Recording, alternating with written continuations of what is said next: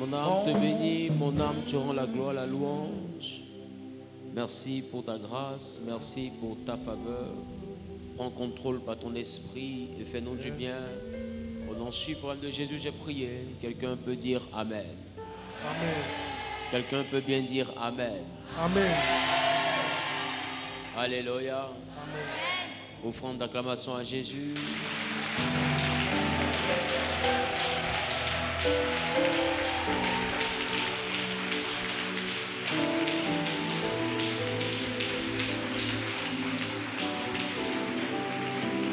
Merci. On peut se rasseoir s'il te plaît. Rassieds-toi s'il te plaît. Quelqu'un dit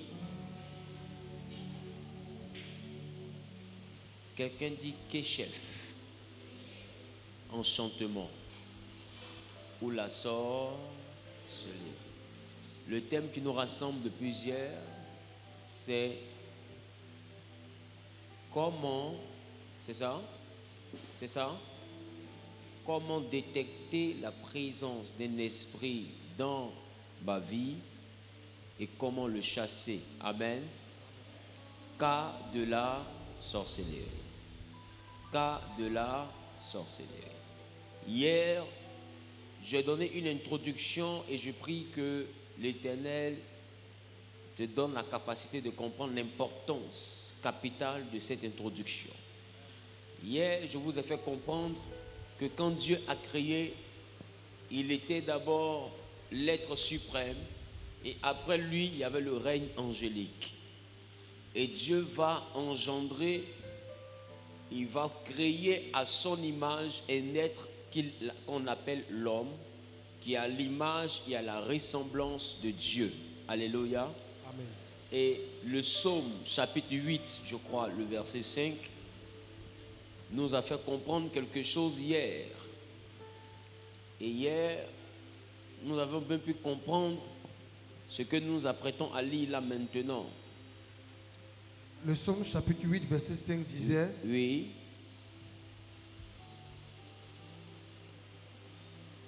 Allons-y déjà au verset 4. Verset 4. Quand je contemple les cieux, quand je contemple les cieux, ouvrage de tes mains, ouvrage de tes mains, la lune et les étoiles que tu as créées, la lune et même les étoiles que tu as créées, qu'est-ce que l'homme pour que tu te souviennes de lui? Qu'est-ce que l'homme pour que tu te souviennes de lui? Et le Fils de l'homme pour que tu prennes garde à lui? Que représente donc le Fils de l'homme pour que tu prennes garde à lui? Tu l'as fait de peu inférieur à Dieu. Tu l'as fait de peu inférieur à toi, Dieu. Et tu l'as couronné de gloire et de magnificence. Tu as couronné l'homme de gloire et de magnificence. Tu lui as donné la domination sur les œuvres de tes mains. Et dit, tu lui as donné la domination sur toutes les œuvres de tes mains. Tu as tout mis sur ses pieds. Dieu dit quoi? Il a tout, la Bible dit il a tout mis quoi? Toute sous la création sous les pieds de qui? De l'homme. De l'homme. Il dit, tu as tout mis sous ses pieds. Oui. Les brebis comme les bœufs. Les brebis comme les bœufs. Les animaux des champs. Les animaux des champs. Les oiseaux du ciel. Les oiseaux du ciel. Les poissons de la mer. Les poissons de la mer. Tout ce qui parcourt les sentiers des mers. Tout ce qui parcourt les sentiers des mers. Ça, c'est différent des poissons. Allons-y. Fin. Alléluia. Assieds-toi dans la présence de Dieu. Donc, frère, la Bible dit, qui est l'homme pour que tu prennes garde à lui ou pour que tu aies égard à sa personne au point de le faire de peu inférieur à toi, au point de le lever au-dessus de tout. Et la Bible dit en effet, quand Dieu a créé l'homme, Dieu n'a rien laissé qui ne soit sous le pouvoir, sous la domination de l'homme. Depuis les cieux jusqu'à la terre, j'ai envie de vous dire, le seul qui est au-dessus de l'homme, c'est Dieu. Il n'y a aucun ange qui soit au-dessus de l'homme, quelle que soit sa capacité. C'est pourquoi hier, j'ai pris plaisir à vous instruire sur l'histoire de Gabriel. Gabriel qui est un archange. Gabriel réellement qui est un ange dans la présence de Dieu, qui est celui-là qui a annoncé la naissance de Jésus à Marie. Gabriel est celui-là par la suite, avant bien cela, qui a annoncé dans le livre de Luc aussi la naissance de Jean-Baptiste à Zacharie. Et Gabriel a dit à Zacharie, je suis Gabriel, je me tiens devant Dieu, comme tu as douté, tu seras muet. Et la Bible déclare que Zacharie est sorti muet. Or, le même Gabriel, dans le livre de Daniel, on a pu voir que Gabriel avait été pris en otage par le roi de Perse. Donc vous voyez qu'il y a des hommes qui, conscients de leur dimension, ont réussi à capturer Gabriel, un ange aussi puissant. C'est pour te dire qu'il y a deux types d'hommes. Il y a des hommes qui connaissent leur pouvoir, et il y a des hommes qui ne connaissent pas leur pouvoir. Il y a des hommes qui, comme ne connaissent pas leur pouvoir, se soumettent à des anges, se mettent à leur obéir, et il y a d'autres hommes qui appliquent leur autorité. Qui comprend de quoi je parle? Donc, Zacharie est un homme qui a été victime de sa faiblesse mentale. La preuve, lui-même il ne croit même pas que Dieu est capable de le faire enfanter. Malgré son âge, Zacharie ne croit pas. Il dit, comment est-ce que moi qui suis vieux? Donc, c'est-à-dire que non seulement il se sous-estime, de deux, il sous-estime Dieu. Voilà pourquoi Gabriel peut le rendre muet. Est-ce que je parle à quelqu'un? Mais Gabriel a rencontré quelqu'un qui est roi de Perse. C'est-à-dire qu'il a une haute estime de lui. La royauté déjà te positionne dans une certaine mentalité qui fait de toi quelqu'un qui a une assurance. Est-ce que je parle à quelqu'un? Donc, lui, il a eu la capacité, eux, ils ont eu la capacité de faire quoi? De capturer Gabriel. Et Gabriel dit à Daniel, n'eût été l'intervention de Michel, je serais resté là-bas. Mais quand Michel est venu à mon secours, quand Michel est venu en renfort avec sa troupe, c'est alors que j'ai eu le chemin pour venir jusqu'à toi. Vous savez pourquoi est-ce que Dieu ne supporte pas la sorcellerie? Parce qu'en réalité, l'enchantement, c'est l'homme à l'image de Dieu qui se rabaisse pour aller travailler avec des entités qui sont normalement en dessous de lui. Dieu n'arrive pas à comprendre que des hommes, selon lui, qui sont à son image et à sa ressemblance, puissent douter d'eux au point de se confier à plus inférieur qu'eux. Voilà le problème de la sorcellerie. Voilà le problème de l'enchantement. Voilà le problème en réalité de tout ce que nous pouvons voir aujourd'hui comme sortilège et même comme lanceur de sorts. Frère, je vous ai dit hier, et nous allons poursuivre encore aujourd'hui, que dans le livre des Actes des Apôtres, il y avait un homme qu'on appelait Simon. Qui se rappelle de ça? La Bible dit il avait réellement séduit les gens par les miracles qu'il faisait, mais cependant cet homme de qui on avait une très haute estime était en réalité un magicien. Et là, je vous ai fait comprendre que tout ce qui est miracle ne tire pas forcément sa source de Dieu. Tout ce qui est manifestation extraordinaire ne tire pas seulement sa source de Dieu. La magie et la sorcellerie aussi peuvent accomplir certaines choses dans la vie de certaines personnes. Est-ce que je parle à quelqu'un? Donc, il est important de ne pas te fier aux manifestations, mais de te fier réellement plutôt à la parole de Dieu, à la capacité qu'a un homme de Dieu à véhiculer le message de Dieu. C'est alors que tu pourras retrouver tes repères et ne pas te perdre. Est-ce que je parle à quelqu'un? Dis à ton voisin, dis voisin, il est important pour toi,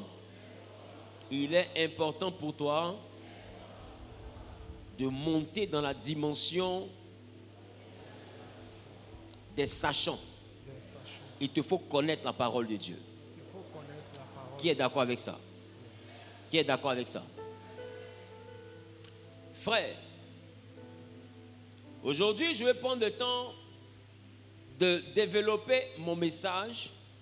Si nous sommes sûrs qu'on a compris que nous sommes à l'image de Dieu, nous claquons les doigts comme ça.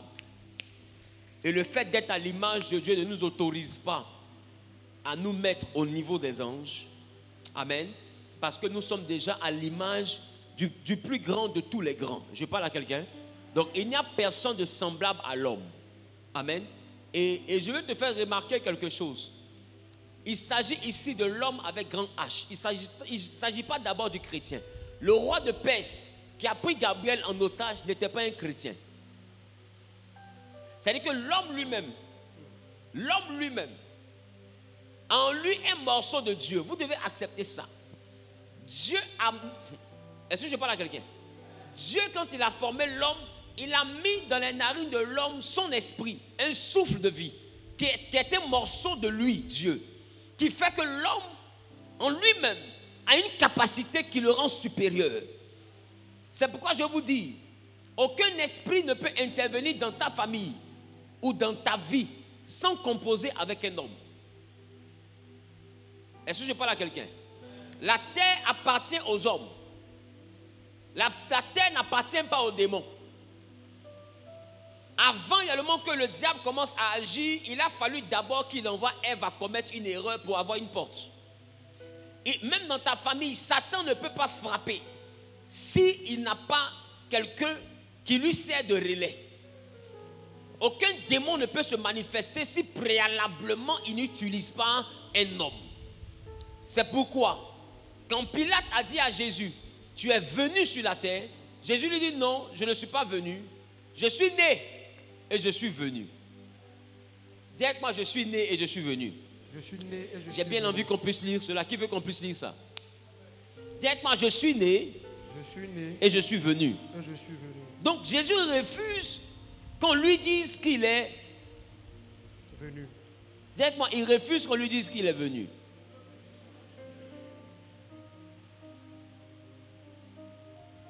Alléluia.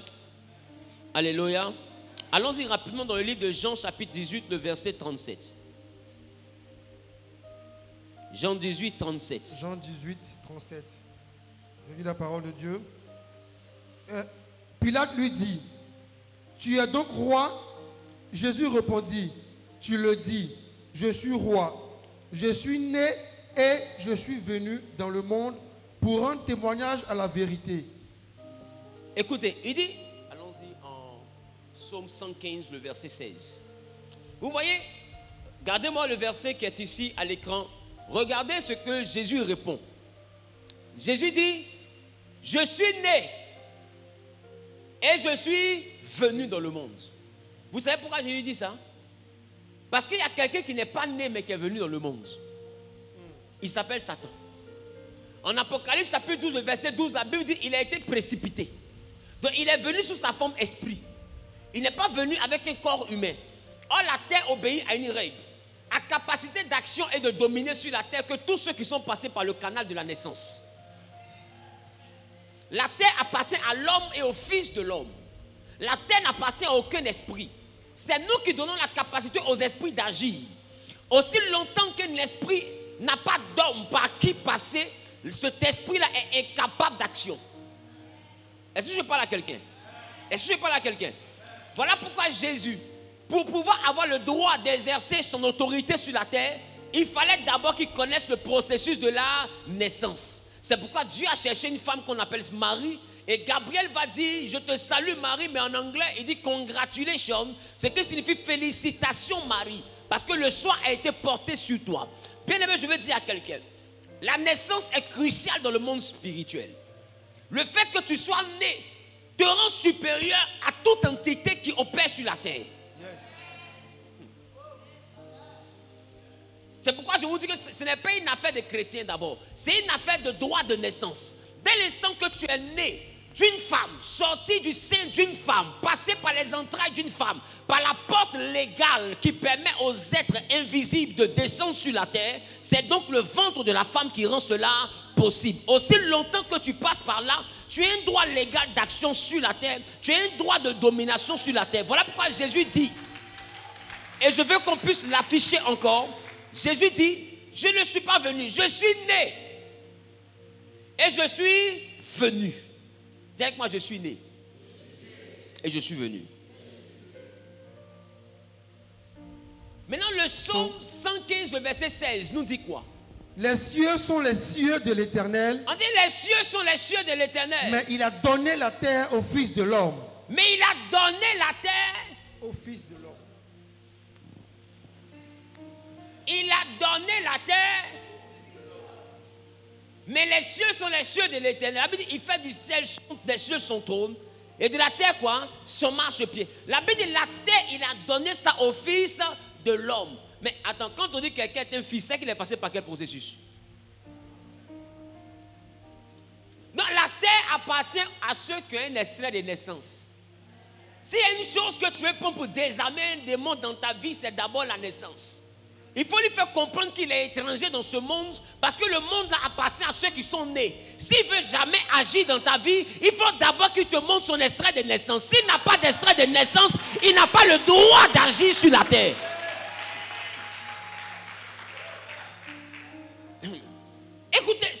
très important. C'est pourquoi vous allez remarquer que majoritairement, on dit que quelqu'un marchait dans la forêt, il a rencontré un esprit. Mais avant que cet esprit-là ne marche avec lui, l'esprit l'a d'abord convaincu de faire alliance avec lui. Aussi longtemps que tu ne fais pas alliance avec lui, il ne peut pas fonctionner avec toi. C'est d'abord ton accord qui envoie le monde invisible à collaborer avec toi. C'est ton accord qui vous met d'accord. Est-ce que je parle à quelqu'un? C'est pourquoi je vous dis, ne regardez pas la présence du lézard dans le mur, mais regardez la fissure du mur.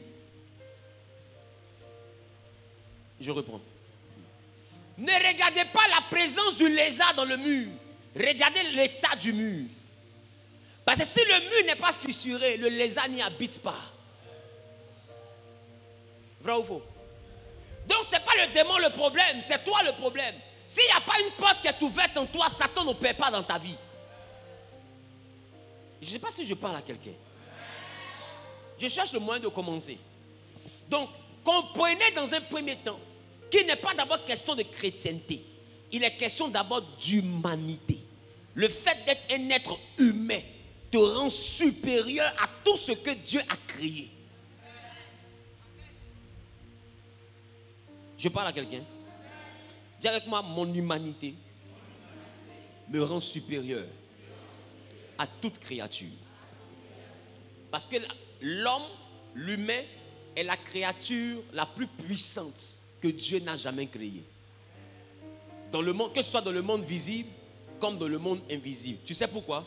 Parce que dans le monde visible, l'homme a un corps, donc il opère dans le monde visible. Dans le monde invisible, l'homme est un esprit, il opère aussi dans le monde invisible. Donc l'homme domine sur tout ce qui est physique avec son corps et il domine sur tout ce qui est invisible avec son esprit. Il domine dans les deux mondes. L'homme a un double règne. C'est pourquoi il n'y a aucun animal qui n'est pas mystique, qui n'est pas spirituel. Le lion, l'éléphant, tous les animaux dits féroces ont peur de l'animal le plus féroce de la planète. L'homme. Parce que l'homme a une intelligence qui fait que quelle que soit la force du gorille, l'homme a la stratégie pour l'attacher. Est-ce que je parle à quelqu'un?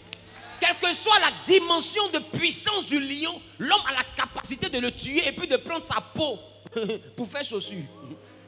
Même il fait ça au crocodile. Oh, regarde la mâchoire du crocodile. Regarde combien de fois il est dangereux. Mais l'homme arrive à le prendre, le ligoter, enlever sa peau, prendre pour faire sac. Imagine la capacité de l'homme. Les plus gros poissons dans la mer, on ne peut pas respirer dans l'eau. L'homme a fabriqué quelque chose où il peut se promener dans l'eau. L'homme est l'être le plus dangereux que Dieu n'a jamais créé.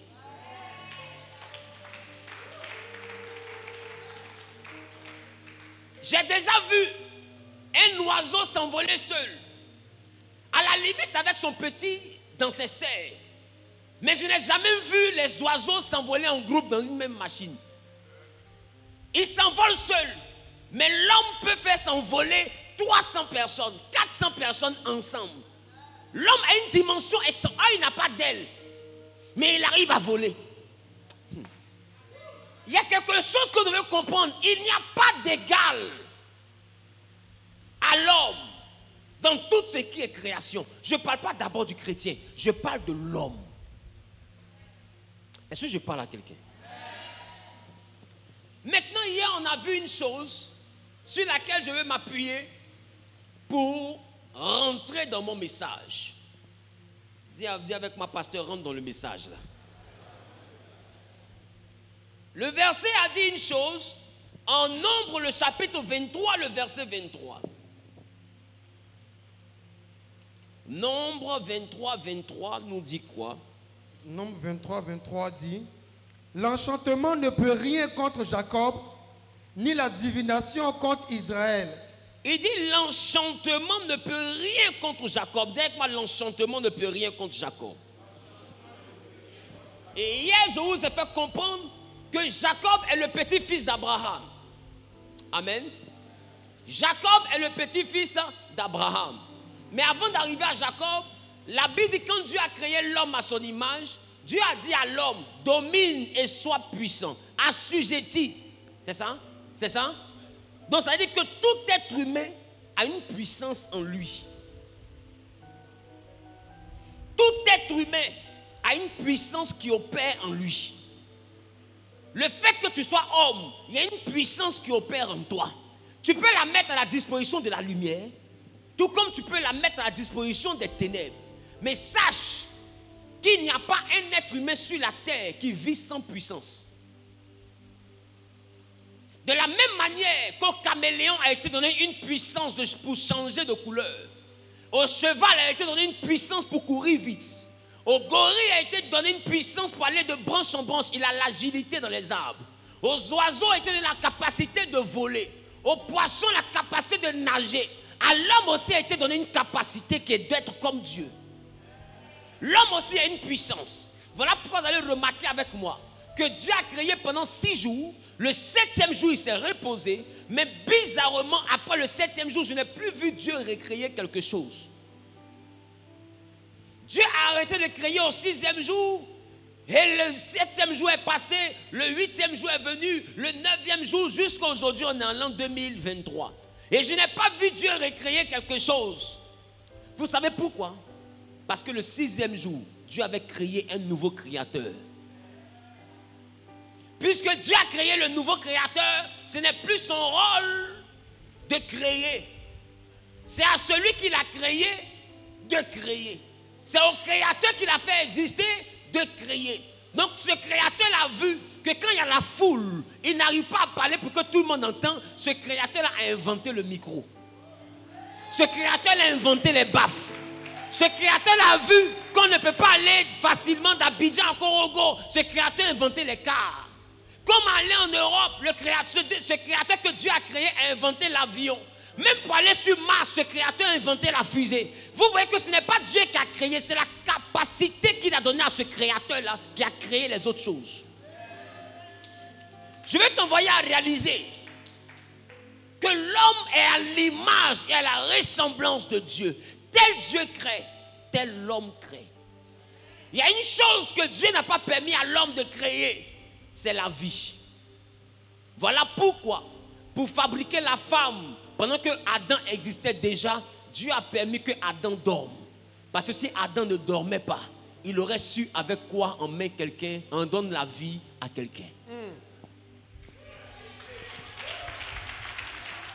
Non, quelqu'un ne m'a pas compris. C'est pourquoi remarque les êtres humains, ils savent comment fabriquer le corps, ils savent comment cloner le corps, comment fabriquer les os, comment faire la chair, comment tout faire. Mais il y a une chose dans le clonage qu'ils n'ont pas encore réussi à faire, comment donner la vie. Si Adam avait assisté à la création de Ève,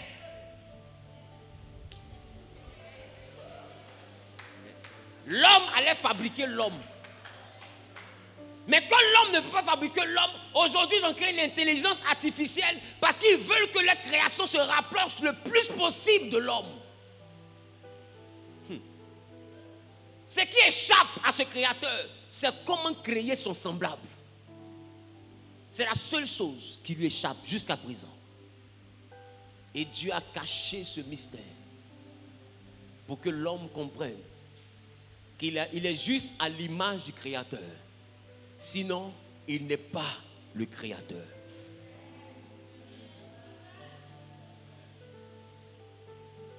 Alors comme l'homme a désobéi, Dieu a caché l'arbre de vie parce que l'arbre de vie contient la vie. Donc l'homme peut tout créer sauf la vie parce qu'il n'a pas accès à l'arbre de vie. Maintenant la Bible dit qu'il nous a donné le Messie parce que ce Messie, ce que vous ne savez pas, Jésus est le symbole de l'arbre de vie dans le jardin d'Éden. Parce que cet arbre de vie, quand tu le manges, quand tu manges de son fruit, tu arrives à vivre encore. Alors Jésus étant la retranscription de l'arbre de vie, il dit si vous voulez vivre éternellement, vous devez manger ma chair et vous devez boire mon sang. Or le fruit a 2 dimensions, le fruit a la chair et le fruit a le jus. Il dit vous devez manger ma chair, boire mon sang afin d'avoir la vie éternelle. Parce qu'en Genèse, Dieu avait interdit l'accès à l'arbre de vie. Or l'arbre de vie avait un fruit, le fruit a la chair et le fruit a le jus.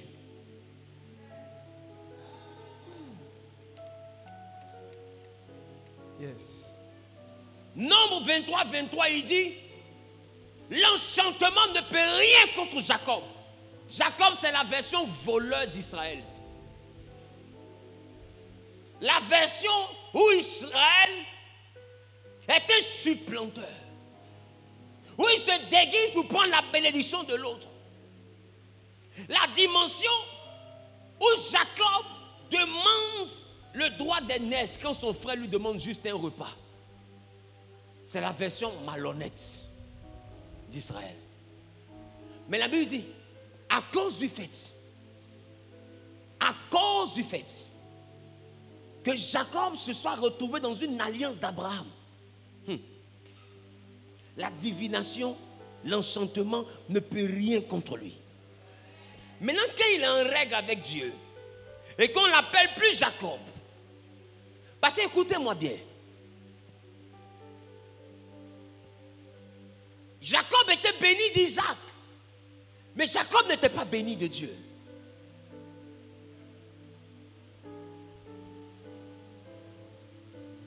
C'est pourquoi, quand Jacob a attrapé Dieu ce jour-là, il a dit, je ne te laisse pas tant que tu ne me bénis pas. Ah, normalement, Jacob devait se considérer béni parce qu'Isaac l'avait béni. Yes.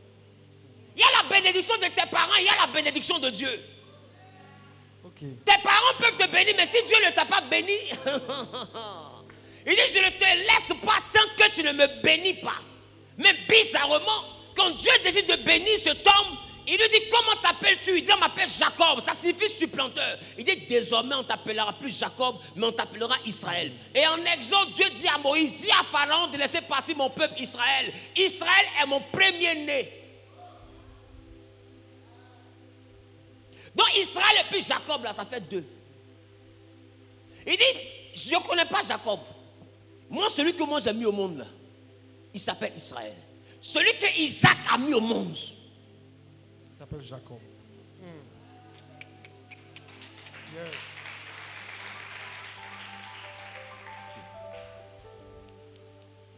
ta maman a peut-être mis Solange au monde. Mais si Dieu t'appelle au ministère, ta maman n'a jamais mis la prophétesse Solange au monde. Wilfrid et le prophète Wilfrid, c'est deux individus.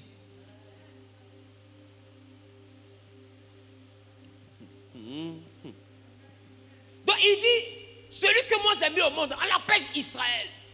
Et la divination ne pourra rien contre Israël.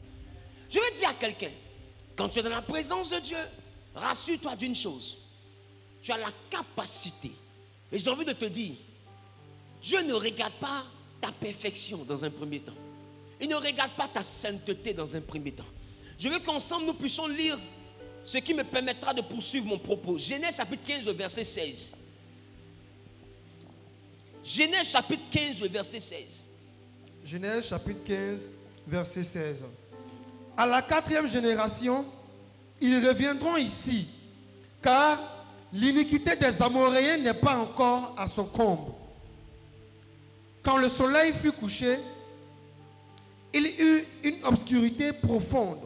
Et voici, ce fut une fournaise fumante, et des flammes passèrent entre les animaux partagés. En ce jour-là, l'Éternel fit alliance avec Abraham, et dit, je te donne à ta postérité ce pays, depuis le fleuve d'Égypte jusqu'au grand fleuve, au fleuve d'Euphrate. Les pays des Kéniens, des Kénésiens, des Cadmoniens, des Hétiens, des Phérésiens, des Réphaïm, des Amoréens, des Cananéens Alléluia. et des Gurasim. Donc Abraham fait alliance avec l'Éternel. Dites-moi une alliance. Une alliance. Dites-moi une alliance. Une alliance. Voilà pourquoi, quand Jésus guérit la femme qui avait la bosse le jour du sabbat, on dit le jour du sabbat, personne ne doit être guéri. Il dit, mais personne, on est d'accord. Mais elle n'est pas tout le monde. Elle est une fille d'Abraham. C'est-à-dire qu'il y a des gens pour qui Dieu fait une exception. C'est les fils d'Abraham. Un homme était malhonnête, on l'appelait Zachée. Quand Jésus est rentré chez lui, Jésus lui dit, après qu'il ait fait des dons à ceux qui étaient devant, Jésus dit, le salut est rentré dans cette maison, car celui-ci, lui aussi, est un fils d'Abraham. Dis avec moi, fils d'Abraham. Dis avec moi, fils d'Abraham. Fils d'Abraham. Mais qui est Abraham? Comment Abraham fonctionne? Et comment le Dieu d'Abraham fonctionne?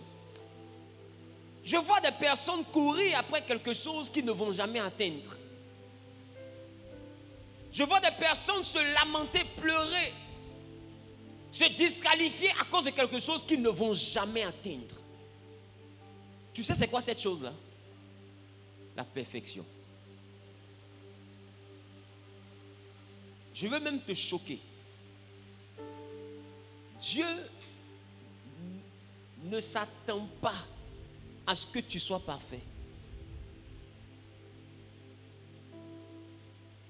Dieu s'attend à ce que tu fasses des efforts pour devenir parfait.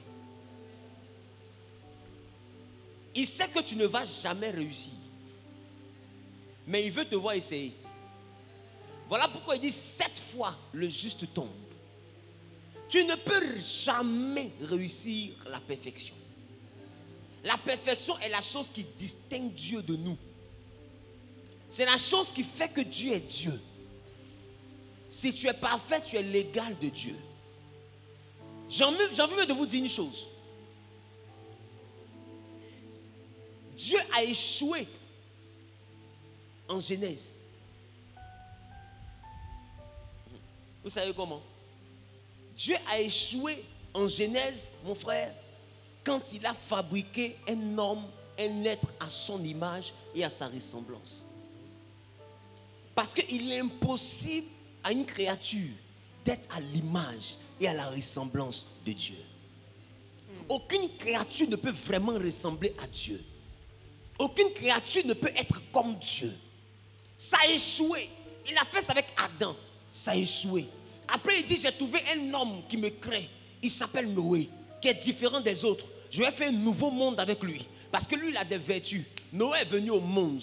Mais quand Noé est venu au monde, il a sauvé les eaux du déluge. Noé est monté dans l'arche de l'alliance. Quand Noé sort de l'arche de l'alliance, un homme intègre, un homme droit, différent de la génération que Dieu a exterminée. Sa première plantation qu'il fait, c'est plantation de vigne pour fabriquer du vin. Noé, j'ai envie de te poser la question. Est-ce que Aloko n'existe pas? Est-ce que Manioc n'existe pas? Est-ce que Foutou n'existe pas? Noé, tu as quel problème? Tu es censé être le modèle. Tu es censé être le rescapé. Tu es censé être différent de ceux qu'on a tués. Mais comment toi, en tant que modèle, ta première culture c'est la vigne et ton premier produit c'est le vin, et tu prends quelque chose, tu bois et tu te déshabilles? Dieu a un problème. C'est que le premier Adam, lui il a créé ce Adam-là, était nu. Ce Adam a péché, il allait s'habiller. Il a compté sur Noé. Noé était habillé. Dieu dit, bon, comme Adam était nu, lui il a péché, il s'est habillé. Toi tu es habillé, je commence avec toi. Et quand Dieu commence avec Noé, Noé on va boire et Noé se déshabille. Comment est-ce qu'on va faire avec cette affaire-là? Comment est-ce qu'on va faire? S'ils ne sont pas habillés pour aller se déshabiller, c'est qu'ils sont déshabillés pour aller s'habiller. C'est qui ces hommes-là?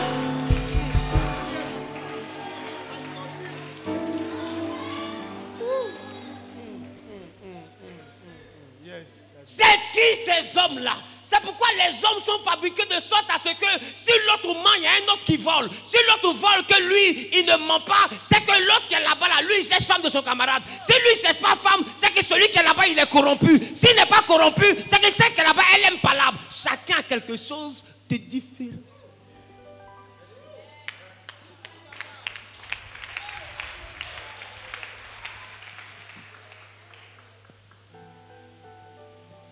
L'homme, à l'image de Dieu, a échoué. Quand il a marché avec Noé, il a vu que ce n'était pas la peine. Vous savez quand Dieu a réussi? Dieu a réussi le jour où ce n'était plus l'homme à l'image de Dieu, mais que c'était devenu Dieu à l'image de l'homme. La Bible dit Jésus est la parole de Dieu faite chair. Et il s'est dépouillé de toute sa royauté. Ce jour-là, il ne demandait plus aux hommes de devenir comme lui. Lui-même, il a enlevé sa royauté. Et il a revêtu le corps d'un homme pour que Dieu devienne comme les hommes. C'est ça qui a réussi. Mais les hommes qui sont devenus comme Dieu, ça a échoué. C'est Dieu devenu comme les hommes qui a réussi. Voilà pourquoi le christianisme n'est pas l'homme qui devient Dieu, mais c'est Dieu qui devient un homme pour sauver les hommes. C'est ce qui fait la force de notre foi. Et je vais te faire comprendre que dans le livre de Nombres, quand il a commencé avec Abraham, ce n'était pas sur la base de la sainteté. Ce n'était pas sur la base de la sainteté. Voilà pourquoi je vous dis, Dieu ne s'attend pas à ce que vous soyez saints. Il s'attend à ce que vous fassiez des efforts. Même quand vous échouez, n'ayez pas peur, n'ayez pas honte. Il n'a jamais prévu que tu réussisses. Il sait que tu ne peux pas réussir. Il sait. C'est pourquoi Paul dit, j'ai un péché qu'il y a dans mon corps. Il y a une écharde, un ange de Satan pour me souffleter dans la chair. Je souffre dans ma chair. Il dit, par 3 fois, j'ai prié Dieu pour me délivrer. Mais il m'a dit, ma grâce me suffit. Comment Dieu, au lieu de délivrer, Paul lui dit, ma grâce te suffit. Pendant que Paul dit, il y a un ange de Satan. Ange de Satan, c'est quoi? C'est le démon. Le grand Paul dit à Dieu, délivre-moi. Et Dieu dit, ma grâce te suffit. C'est pour te dire que tu ne peux pas tout enlever sur toi. Tu ne peux pas être parfait. La vie chrétienne ne commence pas avec ta perfection. C'est pourquoi il y en a qui disent, je ne suis pas encore prêt à devenir chrétien. Quand je vais vouloir ranger ma vie, je vais devenir chrétien. La chrétienté ne commence pas quand on est saint. La chrétienté commence quand la Bible dit, en Genèse 15, verset 6, lis maintenant, on va comprendre. Genèse 15, verset 6. Et après l'avoir conduit dehors, il dit, regarde vers le ciel, oui, et compte les étoiles, oui, si tu peux les compter. Oui. Et il lui dit, oui, telle sera ta postérité. Oui. Abraham eut confiance en l'Éternel. Abraham eut confiance en l'Éternel, qui le lui imputa à justice. Reprends. Abraham eut confiance en l'Éternel. Ensemble, 1, 2, 3. 1, 2, 3. La vie chrétienne ne commence pas avec Dieu quand tu es saint. La vie chrétienne ne commence pas avec Dieu quand tu es juste. La vie chrétienne ne commence pas quand tu es pur. J'ai envie de te dire, un homme s'est débattu jusqu'il était le plus exemplaire de tous les hommes. On l'appelait Job. Ça lui a créé problème.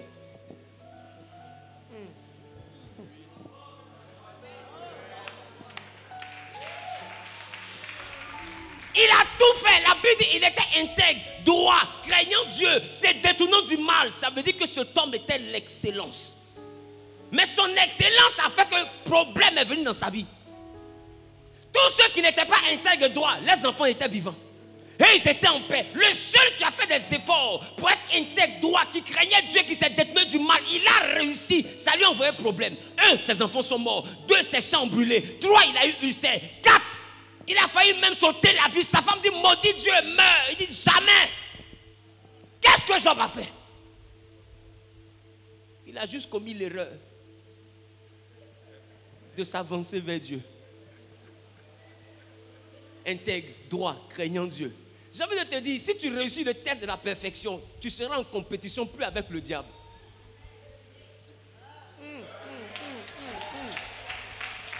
Si tu réussis, au fait, c'est pourquoi lui-même il ne veut pas que tu réussisses. Parce que si tu réussis, c'est que tu revendiques sa place. C'est pourquoi quand tu te rapproches de la perfection, il te tape pour que tu tombes, pour que lui reste parfait. Parce que lui, il est jaloux. S'il est parfait, puis tu es parfait, entre vous deux, quelqu'un doit être imparfait. Je ne sais pas si je parle à quelqu'un. C'est pourquoi il s'arrange pour que tu tombes. Mais la vie chrétienne ne commence pas parce que tu es saint. La vie chrétienne commence parce que toi, tu es différent des hommes. Tu ne mets pas ta confiance en tes diplômes. Tu ne mets pas ta confiance en tes relations. Tu ne mets pas ta confiance en ton réseau. Tu ne mets pas ta confiance en ton père. Tu ne mets pas ta confiance en ta beauté. Tu ne mets pas ta confiance en ta force. La vie chrétienne commence lorsque tu mets ta confiance en l'Éternel. La Bible dit Abraham a mis sa confiance en l'Éternel. Yes. La personne qui va vers la magie, vers la sorcellerie, n'a pas confiance en l'Éternel. Si tu as confiance en l'Éternel, tu n'as pas besoin de basser quelqu'un. Si tu as confiance en l'Éternel, tu n'as pas besoin d'être jaloux. Si tu as confiance en l'Éternel, tu n'as pas besoin d'aller chez un marabout pour que ton commerce prospère. Si tu as confiance en l'Éternel, il y a des choses que tu ne vas pas faire. On pratique la sorcellerie et l'enchantement quand on n'a plus confiance en l'Éternel.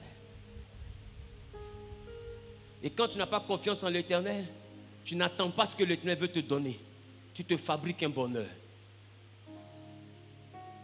Tu prends une femme qui ne t'a jamais aimé, tu l'envoûtes, elle te dit je t'aime, tu es content. Or tu sais très bien que son je t'aime là, ce n'est pas un je t'aime qui vient de son cœur. C'est un je t'aime qui vient d'une captivité. Elle n'est pas amoureuse, elle est prisonnière. Et tu le sais. Et tu te ravis d'un je t'aime qui n'est pas vrai. Tu sais que ce n'est pas vrai. Et tu arrives à dormir dans ce je t'aime là. Et puis tu réponds moi aussi. C'est-à-dire j'arrive pas à comprendre. Il faut avoir une très faible estime de soi-même pour atteindre ce niveau-là. Où tu vas lutter pour que quelqu'un soit avec toi pendant que son cœur lutte pour le perdre avec toi. Celui qui a Dieu avec lui, il y a quelque chose qui le caractérise, c'est l'assurance. L'assurance est un phénomène dans la vie d'une personne qui, quand elle est mal définie, peut être interprétée comme étant l'orgueil. Quand quelqu'un a beaucoup d'assurance, à un moment donné, on peut penser qu'il est orgueilleux, mais en réalité, il n'est pas orgueilleux, mais il marche sur le standard de l'excellence. Une excellence que personne ne peut perturber dans son esprit. Parce que quand tu marches, il sait qui il est. Il connaît sa valeur. Quand tu as l'assurance, tu sais qui tu es. Tu sais ce que tu vaux. Si quelqu'un ne te veut pas, tu n'as pas mal parce qu'il ne te veut pas. Mais tu as mal parce qu'il ne voit pas. Non, quelqu'un ne m'a pas compris. Donc du coup, tu ne peux pas passer. Parce qu'il n'a pas réalisé la chance qu'il avait de t'avoir. Mais quelqu'un dit, je ne te veux pas. Et tu t'en la tassette, tu vas vouloir. Dis avec moi, hein, l'enchantement. Aïe, aïe, aïe. Est-ce qu'on peut commencer à les énumérer? Est-ce qu'on peut commencer à énumérer?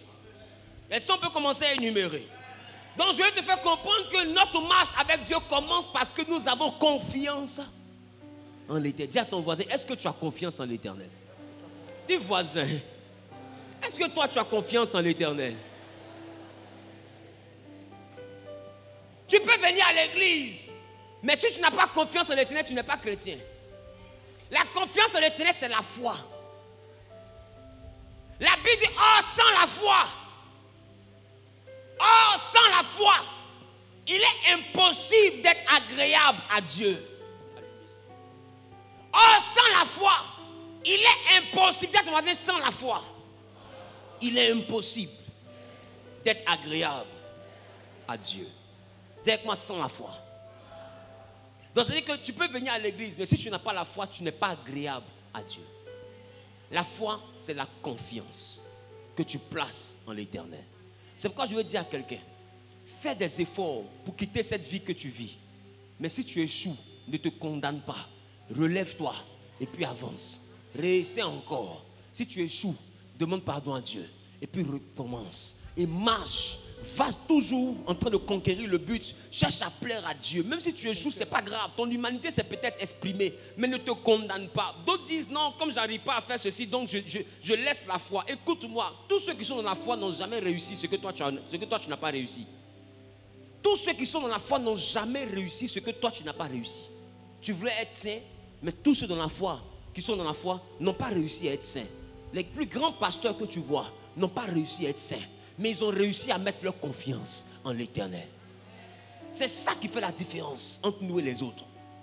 Nous, on se confie en l'Éternel. On compte sur l'Éternel. On croit en l'Éternel. On espère en l'Éternel. On s'attend à l'Éternel. On vit pour l'Éternel. On respire pour l'Éternel. Même quand nous sommes faibles, nous crions à l'Éternel. Quand nous sommes malades, nous appelons l'Éternel. Quand on nous abandonne, nous embrassons l'Éternel. Quand on n'a rien, nous crions à l'Éternel. Notre vie, c'est l'Éternel. Notre souffle, c'est l'Éternel. Tout en nous, c'est l'Éternel.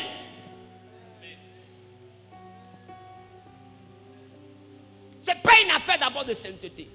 C'est une affaire de confiance. C'est une affaire de confiance. C'est une affaire de confiance.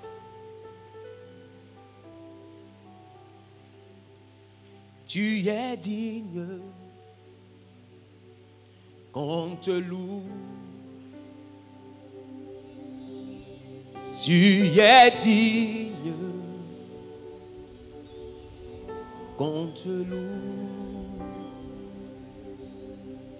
Tu es digne qu'on t'adore.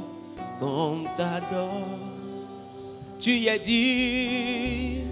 Tu es digne. Qu'on t'élève plus haut.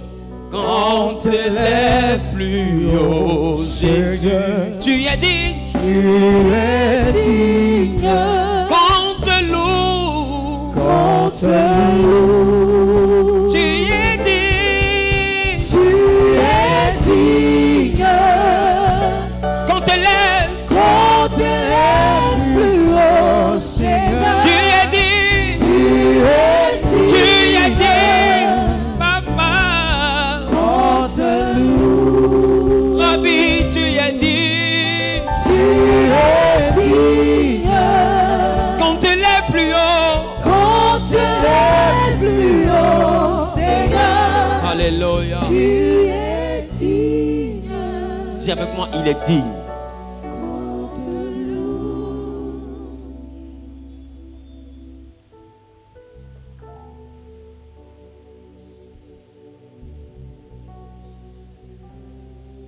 Écoutez, les sortilèges sont appliqués dans un premier temps pour la clientèle. Dis avec moi pour la clientèle. Dis avec moi pour la clientèle. Et là, je vais parler de ceux qui sont dans les activités. Et j'espère que tu notes. Dis avec moi pour la clientèle. Vous savez, quand on se met à faire un commerce, quand on se met à ouvrir une entreprise, à devenir entrepreneur, on s'attend à avoir des marchés. On s'attend à avoir des marchés. On s'attend à avoir des clients. On s'attend à avoir des opportunités d'affaires pour que notre business prospère. Écoute-moi bien. S'il y a une chose que le chrétien doit apprendre à faire, c'est entreprendre. Il dit dans sa parole, dans le livre de Josué, que ce livre ne s'éloigne pas de ta bouche, médite-le jour et nuit, afin d'agir fidèlement selon ce qui a été écrit. Amen. Il dit, c'est alors que tu auras du succès, et c'est alors que tu réussiras dans tout ce que tu entreprendras. Dis avec moi, tout ce que tu entreprendras. C'est-à-dire que la Bible est utile pour ceux qui entreprennent. Dis avec moi, tout ce que tu entreprendras. C'est-à-dire dans toutes tes entreprises, la Bible a sa place. Donc, il y a un moment dans la vie des entrepreneurs où on constate qu'on a la qualité du produit, mais c'est comme si quelque chose chasse la clientèle. Écoute-moi. Nous sommes dans un monde de concurrence. Tu ouvres ton beau magasin, à un moment donné, tu as des clients, à un moment, tu ne sais plus, tes clients ne viennent plus. Oh, tu sais très bien qu'elle continue à porter habit. Je sais que quelqu'un comprend ce que j'ai dit. Qui comprend ce que j'ai dit? Mais tu perds ta clientèle, mais sans explication. C'est que tu as fait des femmes. Des fois, tu lui dis, viens, hier, je vais faire remise. Mais on ne vient plus. Tu fais solde, ça ne solde pas. Tu décides d'avoir des stratégies marketing. Peut-être que ça va aller. Mais écoute-moi bien. Il y a des moments où ton commerce ne souffre pas de stratégie, mais ton commerce souffre d'un sort seulement. Est-ce que je parle à quelqu'un? Tu es dans un quartier. Tu n'es pas le seul salon de coiffure du quartier. Tu n'es pas la seule quincaillerie de la ruelle. Il y a trois quincailleries. En honte, c'est qui en laisse qui? L'être humain aime la compétition. C'est-à-dire que les hommes vont penser que ta présence va déranger leur prospérité. Tu verras des personnes automatiquement aller chercher des charmes, des envoûtements, dans le but que ce soit eux leur commerce là, que tout le monde vienne là. Et du coup, toi, tu vas te retrouver à perdre une clientèle pendant que tu fais la nourriture comme elle fait la nourriture, mais toutes les voitures vont garer là-bas et ne pas garer chez toi. Nous sommes dans un monde où l'être humain introduit le surnaturel, le spirituel partout. Or, vous, majoritairement en tant que chrétien, vous posez des actions basiques. C'est-à-dire, je viens, Seigneur, je te recommande cet endroit, je fais ceci, et puis je commence mon commerce. Qui commence ce que j'ai dit? Et quand tu arrives sur le terrain, tu ne comprends pas que nous marchons dans un monde physique, mais qu'il y a des réalités spirituelles. Écoute-moi bien. Dans le domaine professionnel, en dehors des diplômes, ce qui disqualifie, ce qui qualifie les gens, c'est le surnaturel. Les gens utilisent la sorcellerie pour disqualifier les autres. Il y a des personnes qui vont au travail et qui arrivent au travail, automatiquement tu es malade. Je connais des gens comme ça. Quand il arrive dans son bureau, il est malade. Quand il ne vient pas au travail, il se sent bien. Quand il arrive, des fois il fait un malaise dans le bureau. Sa maladie là, c'est lié au bureau. Mais ma question, pourquoi tu penses et que tu crois que tout le monde a ton cœur? Ton problème vient de là. Tu penses que tout le monde a ton cœur. Comme toi, tu n'as pas le cœur pour envoyer ta collègue quelque part, pour qu'elle perde son travail, ou bien envoyer ton supérieur quelque part, pour qu'il perde son poste, pour que toi, tu deviennes son remplaçant. Tu penses que tout le monde a ton cœur. Tout le monde n'est pas gentil comme toi. Ton cœur, là, tu es le seul à l'avoir. Voilà pourquoi tu souffres. Est-ce que je parle à quelqu'un? Dis à toi, nous sommes dans un monde surnaturel. Tu dois t'interroger dans tes affaires et comprendre qu'il y a surnaturel qui s'oppose à toi lorsque tout est rassemblé pour que ça marche. Mais malgré ça, ça ne marche pas. Le surnaturel, c'est l'incohérence, l'irrationalité. Ce qui n'est pas logique. Ça veut dire que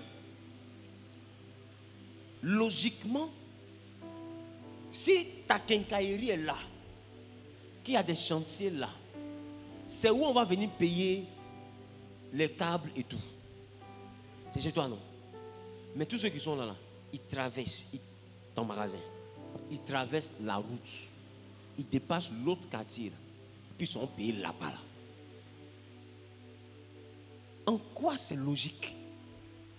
Or, on entreprend pour pallier, pour résoudre un besoin sociétal. Quand je regarde dans la prospection, je regarde l'environnement, c'est pas ça? Dans l'étude du marché, c'est ça? C'est pas ce qu'on nous apprend à l'école. Je regarde le besoin et en fonction du besoin, je pose une entreprise. Parce que l'entreprise vient pour répondre à un besoin. Mais le besoin est là, il n'y a pas restaurant là. Je fais restaurant là et ils mangent dehors, hein, mais ils ne mangent pas chez moi. Tout le quartier s'élève, ils dépassent mon attiqué et ils sont payés un poisson à 10 000 d'un endroit au pôle Nord là-bas. Je ne sais pas si je comprends de quoi je parle. Nous sommes dans un monde où si on ne t'ensorcelle pas, tu es victime d'un ensorcellement. J'explique. Tu fais un commerce, la personne ne s'en prend pas à toi, mais la personne va faire soulever une entité pour dominer dans le domaine dans lequel vous vous trouvez. Ce n'est pas toi qu'on attaque directement, hein, mais tu vas subir les conséquences de son alliance. Parce que dans un périmètre donné, son entreprise va écraser spirituellement les autres entreprises. Parce que ces alliances parlent pour qu'elles soient numéro 1. Donc, il y aura une force qui va attirer tous les habitants, tous les marchés de la zone chez elle. Qui comprend de quoi je parle? Non, les autres vont se retrouver en train de fournir des efforts, travailler beaucoup, mais recevoir peu. De fois même ne recevoir rien du tout. Et tu avais fini dans une frustration, tu te demandes, mais qu'est-ce qui se passe? Il se passe que tu es victime d'un ensorcellement. Ou tu subis la pression d'un ensorcellement. Quelqu'un, quelque part, a des pratiques, et ces pratiques-là jouent sur toi. Et je ne sais pas si je parle à quelqu'un. Donc il y a deux types d'ensorcellement. Soit tu es la cible, ou soit tu es une conséquence. Qui comprend ce que je dis? Soit tu es la cible, ou soit tu es une conséquence. Imagine-toi quelqu'un qui s'en va dire, moi je tue bœuf pour que mon commerce marche. Tant que mon alloco n'est pas fini, il ne faut pas qu'on paie l'alloco de quelqu'un. Bon. Et toi, tu as la malchance de préparer un loco à 16h. Elle prépare un loco aussi à 16h. Elle, son loco finit à 19h. Bon, toi, ton loco finit à quelle heure? Qui comprend ce qui est dit? Donc, on ne t'a pas attaqué. Elle n'a pas mis ton nom. Hein. Mais tu subiras la conséquence de son action. Est-ce que je parle à quelqu'un? Donc, tous ceux qui sont dans la zone là, auront tendance à être attirés, ensorcelés par son enchantement et vont se retrouver en train d'aller manger chez elle jusqu'à ce que son alloco finisse. Tant que son alloco n'est pas fini, toi, les gens passent devant ta table, personne ne s'arrête parce que l'ensorcellement les attire jusqu'à sa table à elle. Est-ce que je parle à quelqu'un? Et beaucoup de chrétiens sont dans cette frustration, ne savent pas comment sortir de cette situation. Et vous remarquez que les entreprises de ceux qui ne croient pas en l'Éternel prospèrent, mais vous avez du mal à prospérer parce que j'ai envie de vous dire, nous sommes dans un monde physique mais qui est dominé que par des entités spirituelles. Je parle à quelqu'un. Je parle à quelqu'un. Qui est dans le domaine des activités ici? Alléluia. Et j'ai envie de te dire, le problème aussi c'est que les gens ont un appétit grandissant. C'est-à-dire, non seulement son entreprise spirituellement vous écrase, mais même quand elle atteint l'objectif de faire même une recette de 10 millions par mois, par jour, la personne a envie encore d'aller faire alliance pour avoir 20 millions. Donc la personne va chercher à toujours étendre son champ d'action, aller chercher des entités encore plus puissantes. Dans un monde dans lequel les plus faibles sont absorbés par les plus forts, va comprendre que tu dois être capable d'avoir une puissance au-dessus de cet ensorcellement. Amen. Quand tout est résolu, tout est posé pour que ça marche et que ça ne marche pas, sache qu'il y a ensorcellement. Tu as la stratégie, tu as la manière, tu as la formation pour réussir, mais malgré ça, tu ne réussis pas. Comprends automatiquement que le surnaturel a mis sa main dans ton affaire. Quand le surnaturel met sa main dans ton affaire, la cohérence n'existe plus. La rationalité, qui comprend ce qu'on appelle quelque chose de rationnel? Ça dit 1 plus 1 égale 2. Ça, c'est quelque chose de rationnel. Mais toi, 1 plus 1 égale 0,3. Tu vas expliquer à quel mathématicien. Et puis lui, il va comprendre ton 0,3 que tu as trouvé. Qui comprend ce que je suis en train de dire? Parce que ton calcul là n'est pas rationnel. Et vous remarquez que tout est rassemblé pour que vous lâchez. Tout est rassemblé pour que vous abandonnez. D'autres vont dire que ce n'est pas le domaine. Mais je veux te dire, ce n'est pas parce que tu échoues que ce n'est pas ton domaine.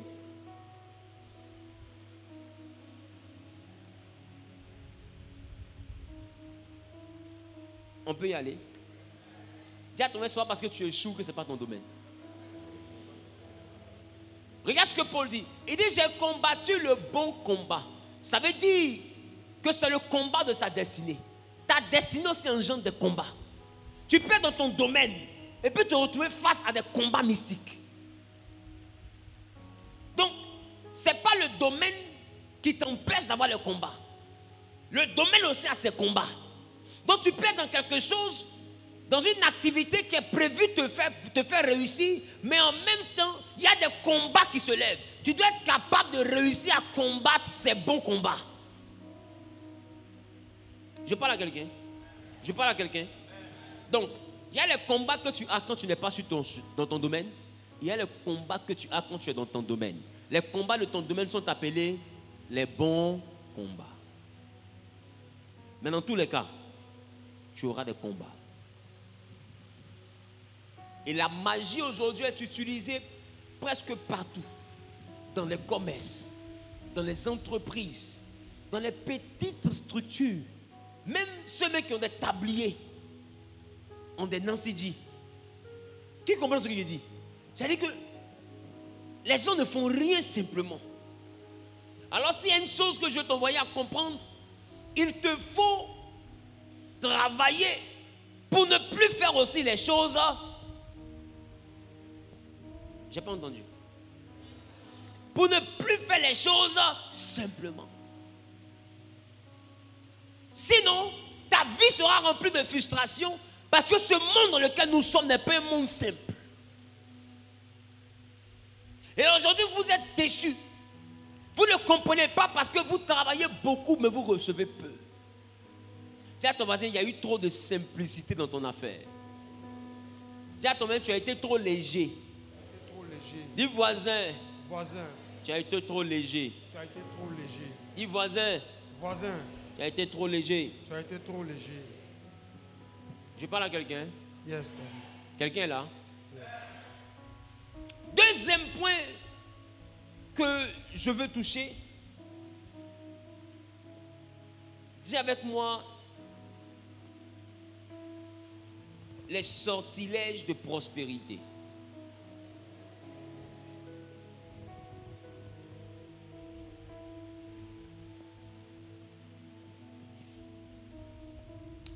Dans la dimension des sortilèges de prospérité, j'ai compris par l'Esprit de Dieu que tu peux être victime d'un sortilège de prospérité par les présents. Dis avec moi les présents. Quelqu'un vient, il t'offre un habit, te donne des dessous, il te donne une chaussure, un parfum, une perruque. Il fallait que j'en parle, amen. Il te donne un présent. Ce n'est pas tous les présents qu'on reçoit. Il y a des présents qui sont envoûtés. Ce n'est pas tous les présents qu'on reçoit. Et je vais parler même à un homme de Dieu. Ce n'est pas toutes les offrandes qu'on reçoit.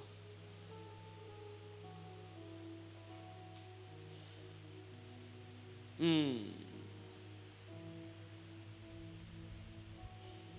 n'est pas toutes les offrandes qu'on reçoit. Il y a des personnes qui sont venues qui ont fait offrande dans l'anonymat. Et après, quand je regarde, je vois l'enveloppe. Je ne parle à personne, je prends l'enveloppe, je mets dans le sac. Mais 5 francs, je n'enlève pas dedans. Parce que je sais que cette offrande-là n'est pas bonne. Ce n'est pas tout qu'on reçoit. Votre problème, c'est que vous aimez cadeau. Donc vous êtes ensorcelable. Quelqu'un peut envoûter un vêtement et te donner.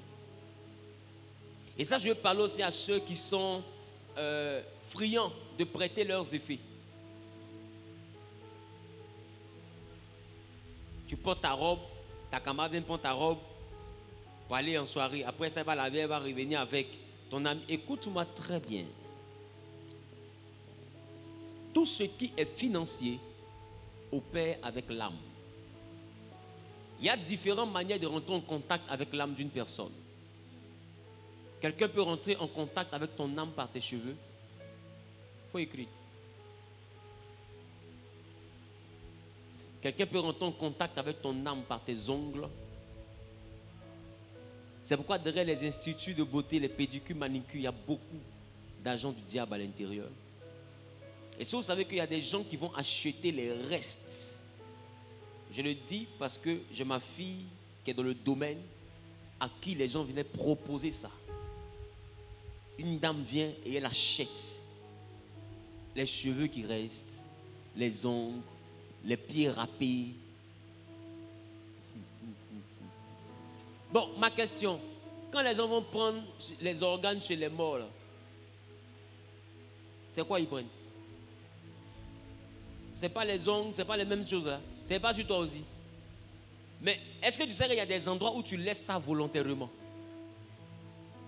C'est dans les salons de coiffure.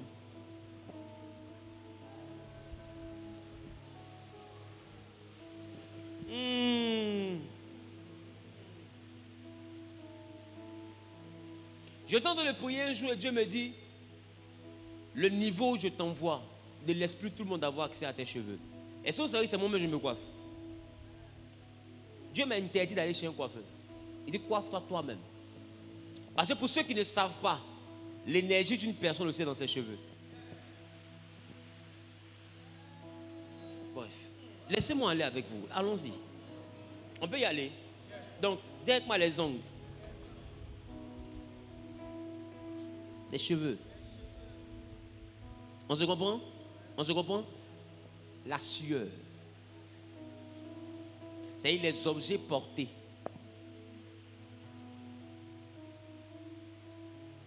Les objets portés.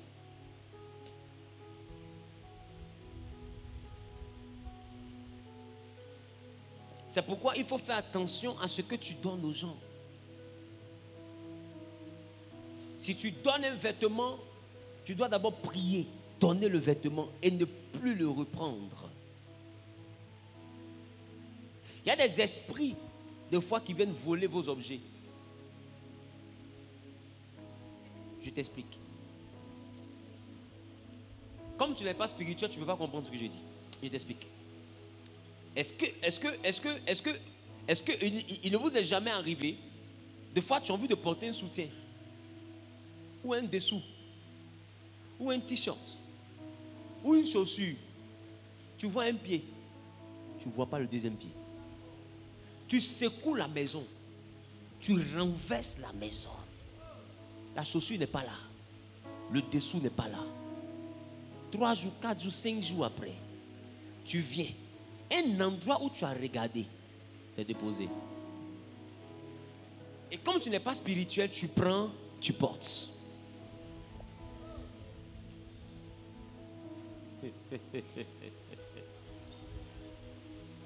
Un homme spirituel fait attention à ces détails. Parce qu'il y a des esprits même qui volent l'argent. Tu déposes 1 million, tu reviens, il reste 800 000. Or, tu es seul dans ta maison. Ou c'est pas ça arrive à des personnes. Aïe, aïe, aïe, aïe, ne jouez pas. Je veux te faire comprendre que dans le monde spirituel, les murs n'existent pas. C'est pourquoi quand Jésus est revenu à la vie, les disciples s'étaient enfermés dans un endroit et il est apparu au milieu d'eux. Et il leur a dit que la paix soit avec vous. Qui se rappelle de ça? La Bible dit qu'il s'était enfermé, mais il a traversé le mur. Dans le monde spirituel, le mur n'existe pas. C'est pourquoi je vous dis, on ne fuit pas la sorcellerie en évitant le village. C'est que tu es charnel. Parce qu'un homme spirituel sait que le village et puis Rivera 2 ne sont pas loin. C'est pourquoi remarquez très bien, dans vos rêves, vous voyez qu'il y a des portes qui défient la loi de la distance dans les rêves. C'est-à-dire que tu rêves, tu es dans votre cour familiale. Quand tu sors de la cour familiale, que tu ouvres la porte comme ça, tu te retrouves au travail. Après, quand tu sors d'un couloir comme ça, tu te retrouves dans le quartier d'enfance. Après, dès que tu passes d'un petit coin net, tu es au village. Et tu dis, c'est bizarre, mais j'étais dans différents lieux. Mais tu ne vois pas que juste un couloir t'a suffi pour arriver dans un autre lieu. Le monde spirituel n'a pas la distance. Je peux parler. Donc faites attention à des choses qui se passent autour de vous.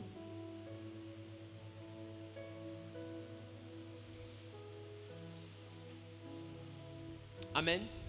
Amen. Et ces objets-là peuvent être utilisés pour travailler sur le sang, pour travailler sur l'âme, pour travailler en matière de prospérité. J'ai envie de vous dire, tout ce qui est rattaché à l'argent utilise l'âme.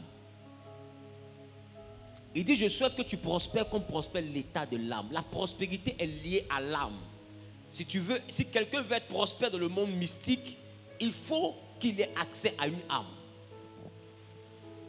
C'est pourquoi remarquez que ceux qui prospèrent dans le plus haut niveau font des sacrifices humains. Mais c'est des sacrifices quoi? D'âme. C'est une âme. Il faut que le sang, qui est une âme, soit offert. Donc tout ce qui est prospérité fonctionne avec l'âme. Maintenant je veux dire à quelqu'un qui est ici en ce moment. Parce que quand je suis en train de prêcher, ne pense pas que je parle aux autres. C'est plus facile de croire qu'on parle aux autres. Parce que d'autres sont dans cette salle, m'écoutent, ont déjà eu à faire des pratiques parce que je veux devenir riche.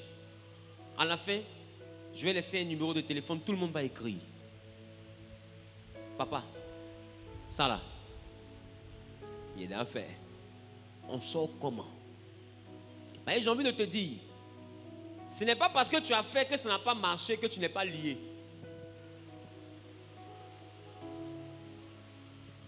Faut écrire. Ce n'est pas parce que tu as fait. Parce que quand on parle de comment détecter, je parle de celui qui a fait et je parle de celui sur qui on a fait. C'est dans deux sens. Non, ne pense pas qu'on est venu seulement pour te délivrer des autres. Des fois, on est venu aussi pour te délivrer de toi-même. Je sais pas qui comprend ce que je dis. Voilà. Tu t'es levé avec une camarade, vous êtes parti quelque part. Non, on fait un truc là, tout ce que tu as fait là, ça a marché à partir de maintenant. Dans ça là, on a donné tes cheveux là-bas, ou bien tu as donné quelque chose qui t'appartient là-bas. Qui comprend ce que je dis? Ou bien tu as écrit. Est-ce que vous savez que l'écriture aussi est un engagement spirituel? C'est la raison pour laquelle, pour détacher la personne qu'on avait surpris en flagrant délit d'adultère, Jésus a écrit. Jésus n'a pas parlé. Ah, vous n'avez pas lu. La Bible s'étant baissée par terre, il se mit à écrire. Et quand il a levé la tête, il a dit que celui qui n'a jamais péché jette la première pierre. Quand il a fini, la Bible dit il s'est mis encore par terre et il a recommencé à écrire avec son doigt. Mais souvenez-vous que le Moïse, parce qu'ils ont dit Moïse avait dit qu'une femme pareille, lorsqu'on la reçoit, qu'on la prend en flagrant délit d'adultère, elle mérite la mort. Qui se rappelle de ça? Mais bizarrement, ce qu'ils ne savent pas, Moïse n'a jamais dit, mais Moïse a lu. Or, Moïse a lu quelque chose que Dieu a pris le temps d'écrire. Si Dieu a écrit, c'est que l'écriture a un rôle dans le monde spirituel. À la croix, la Bible dit que l'acte qui nous condamnait a été déchiré. C'est-à-dire que dans le monde spirituel, il y a des actes. Or, les actes sont des écrits. Qui comprend ce que je dis? Qui comprend ce que je dis? Donc, il y a des éléments qui t'appartiennent, qui peuvent t'engager. Et je te dis, plus quelqu'un t'aime, plus cette personne peut te vendre. Parce que le spirituel ne pense jamais ce qu'on n'aime pas.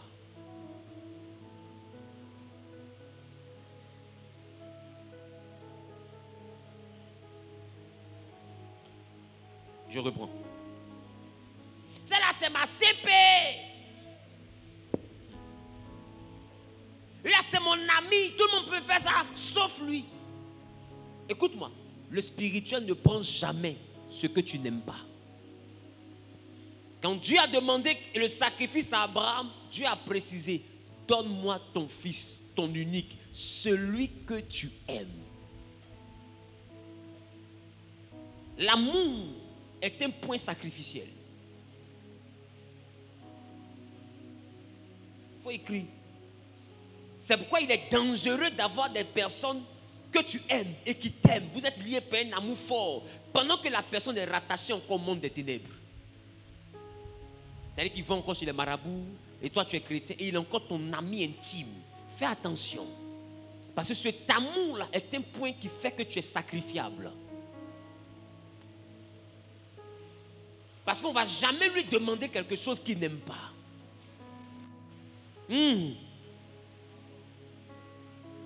Parce que ce qui fait la force d'un sacrifice, c'est la douleur qu'il engendre. Il y a sacrifice lorsqu'il y a douleur. Oh, il y a douleur lorsqu'il y a amour, parce que c'est l'amour qui fait mal. Si tu n'aimes pas quelqu'un, que cette personne-là ne t'appelle pas, ça n'a jamais te fait mal. L'amour fait mal. Donc ce qui te fait ressentir un sacrifice, c'est l'amour. Dieu a tant aimé le monde qu'il a donné son fils. L'amour engendre un sacrifice. L'amour rend sacrifiable. Je parle à quelqu'un. J'essaie que quelqu'un réfléchit maintenant à un truc. Non, c'est ma CP. Pardon, donne-moi ta perruque. Il met déjà foule un peu. Dans les films, même vous voyez des meilleurs amis vendre leurs camarades. Et laissons dans les films, même dans la vie.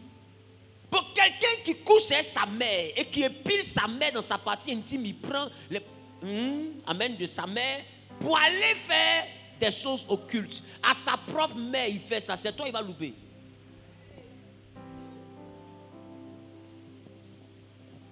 Des gens qui sont arrivés au niveau, ils donnent somnifère à leurs parents pour sortir sa mère. S'il fait ça à sa maman, quelqu'un voit sa maman jusqu'à Lazare s'élève. Jusqu'à il soulève pied de sa mère. Jusqu'à finir. Et toi, tu veux me faire croire que dans cette génération, un tel homme, c'est toi qui vas épargner. Faites attention quand vous avez des amis qui sont assoiffés d'argent. Faites attention quand vous avez des personnes que vous aimez, qui vous aiment profondément. Vous êtes liés, mais qui sont encore dans les forces occultes. Qui pratiquent encore des choses bizarres. Non, on n'a pas la même foi, mais c'est mon ami, ça ne m'empêche pas de marcher avec lui. En fait, on ne te dit pas de ne pas marcher avec lui, pas parce qu'il est païen. Mais on te dit de ne pas marcher avec lui parce que votre amour te rend sacrifiable.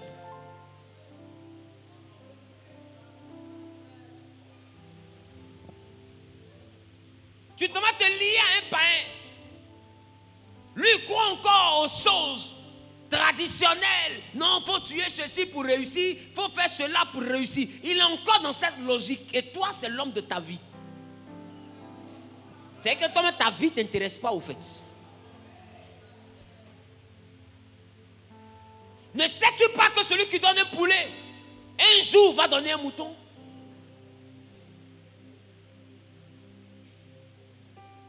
Ne sais-tu pas que celui qui peut donner un mouton, un jour peut donner un bœuf? Et ne sais-tu pas que celui qui a donné un bœuf, un jour peut donner un homme?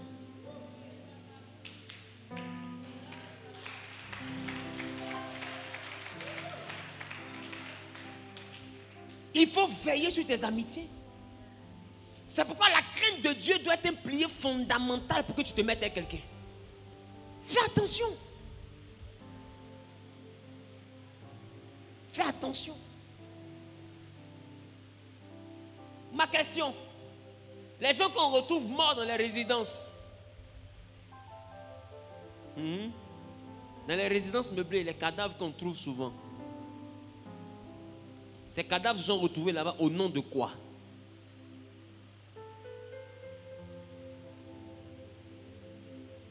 C'est pas au nom de l'amour? Non, c'est mon gars. Non, c'est mon chéri. C'est-à-dire, il ne craint pas Dieu, mais son argent est doux. Dis à ton voisin, fais attention. Et vous qui aimez vous lier à des grandes familles, je vais vous envoyer à comprendre qu'il y a des grandes familles qui sont très occultes, dont la prospérité est purement mystique. Majoritairement, les enfants de ces familles-là vieillissent, mais les conjoints prennent des pots cassés. Remarquez, c'est les gens qui sont dans les familles très fortes. Mais quand la femme vient se marier à l'enfant du monsieur, demain, on lui apprend qu'elle a une tumeur ici. Elle a un cancer ici. Elle prend balle perdue. C'est ceux qui viennent se lier à la famille qui meurent. Mais les membres de la famille ne meurent pas. Parce qu'il y a des entités qui dévorent autour. À chaque fois que la richesse la réclame le sang, on prend les bénéficiaires de la richesse. Ceux qui consomment la richesse sans avoir le sang du sacrifice. Je vous enseigne le monde spirituel. C'est pourquoi aie peur de la maison que tu n'as pas construite. Majoritairement, vous aimez ce qui est cuit. Quand quelque chose est cuit et puis on rentre dedans, c'est que la chose, il y a la crainte de Dieu dedans. Mais une maison dont tu ne connais pas le fondement, fais attention.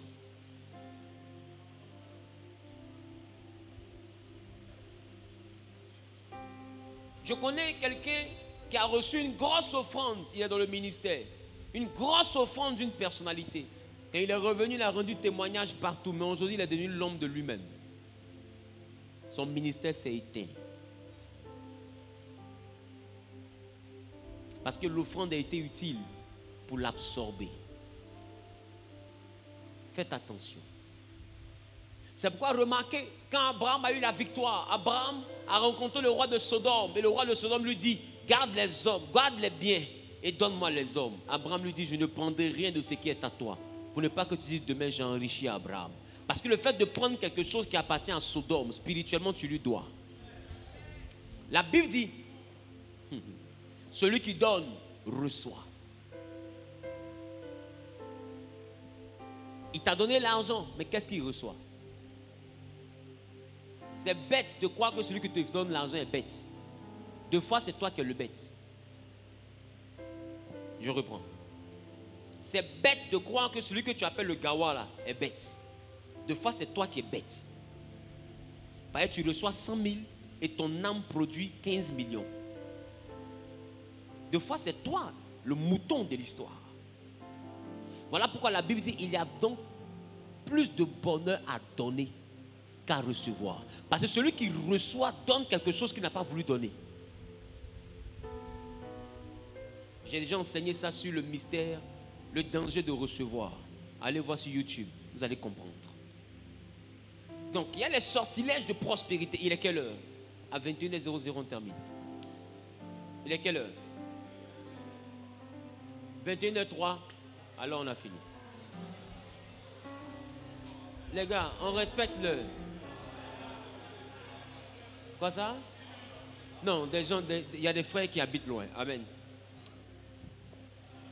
Dis avec moi les sortilèges de prospérité.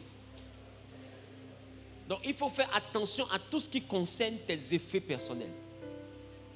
Et je te dis, si tu sais que tu as posé quelque chose quelque part, que tu as besoin de la chose, tu fouilles, tu ne trouves plus. Tu es seul dans ta maison. Tu es sûr que personne n'est rentré, personne n'a pris. Et tu tournes jusqu'à quand tu prends autre chose. 4 jours, 5 jours, une semaine après, tu reviens trouver, ça est là. Prends. Jette. N'utilise plus. Mais justement, c'est des éléments qui ont été utilisés dans le monde spirituel, qui ont été magnétisés et qui reviennent avec un sortilège. Porter, c'est exposer à l'envoûtement qui a chargé l'élément. Ce n'est plus ton dessous, mais c'est un talisman. Ça comporte une énergie. Ça comporte un enchantement. Est-ce que je parle à quelqu'un? Fais attention.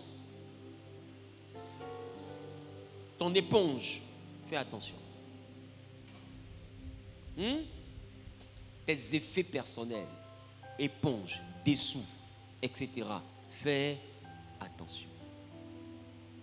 Nous sommes dans un monde où tout est devenu surnaturel et les gens n'ont plus confiance en Dieu. Donc quand tu n'as pas confiance en Dieu, tu te retrouves à avoir confiance en certaines choses. Et malheureusement, beaucoup de personnes ont confiance en autre chose qu'en Dieu. Et ils sont prêts à tout aujourd'hui pour réussir. Et la sorcellerie est devenue une mode.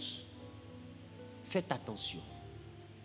Des fois, rien ne réussit dans ce que tu fais. Parce que j'ai envie de te dire, ton argent passe ailleurs. Ta réussite passe ailleurs. Parce que la prospérité qui est dans ton âme est absorbée par quelqu'un par sorcellerie.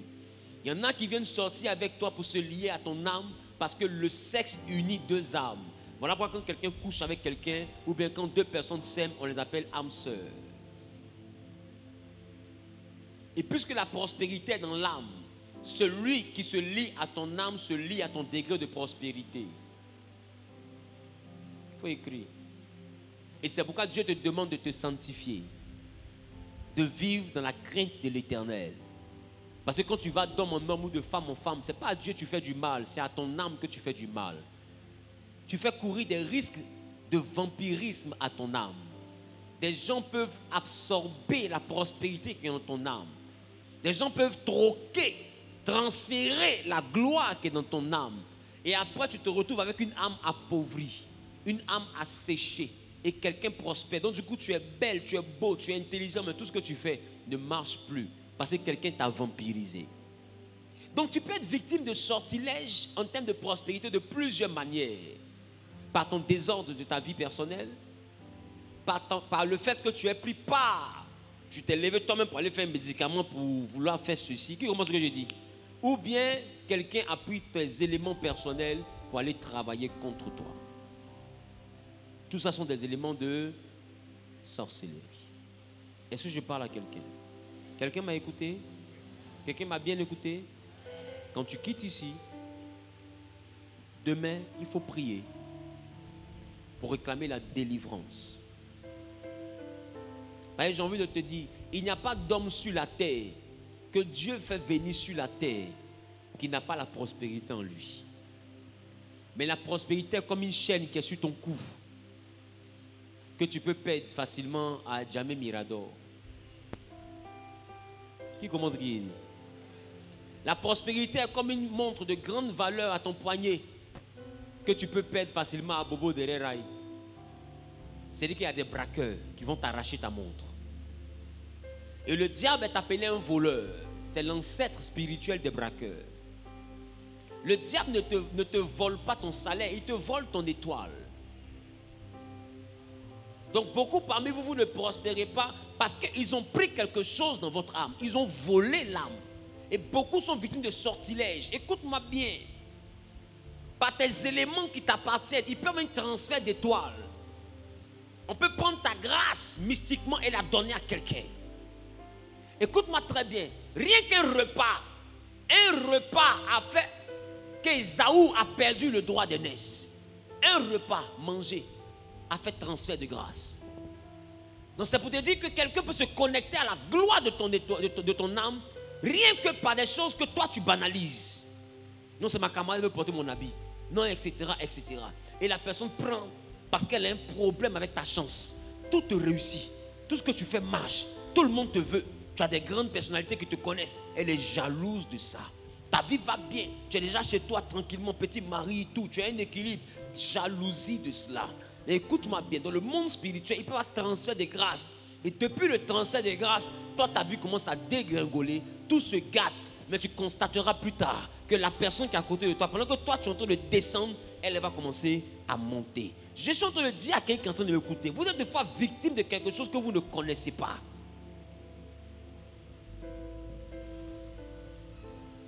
J'ai un ami pour qui j'ai prié. Et quand je suis revenu de Paris, pas ce voyage, l'autre voyage. Quand je suis revenu de Paris, il m'a rencontré. Il dit, Joe, on a fini de prier. Regarde ce qui s'est passé. Il a un enfant avec une jeune fille. Écoutez bien. Et pendant que lui s'occupe bien de sa chérie, parce qu'il a les moyens, la camarade de la chérie est jalouse de sa camarade. Elle prend les effets de sa camarade. Elle va voir un marabout pour que le cœur de cet homme-là soit détourné de sa camarade et se tourne vers elle. Je l'ai mis dans une alliance. C'est mon ami. Et il est chrétien. Il est déjà venu ici. Je ne veux pas. C'est un homme, il est fort. Amen. Écoutez. Dieu a frappé la dame. Elle est paralysée. Elle n'arrive plus à marcher. Et on lui dit, pour que tu sois guéri là, tu dois dire ce que tu as fait. Et elle explique maintenant au tradit praticien qui vient la guérir, voici ce que j'ai fait. Le tradit praticien lui dit, c'est pas moi que tu dois dire. C'est à la personne que tu as voulu passer là. C'est à la personne là que tu dois dire. Elle rentre dans le inbox de mon ami. Non, voici ce que j'ai essayé de faire, mais je veux te voir. Il dit, si tu acceptes que je vienne avec ta camarade, je vais venir. Si tu n'acceptes pas, je ne viens pas. Elle dit, venez. Les deux sont venus. Elle a confessé. C'est après ça qu'elle a été guérie. Sa camarade la regarde comme ça.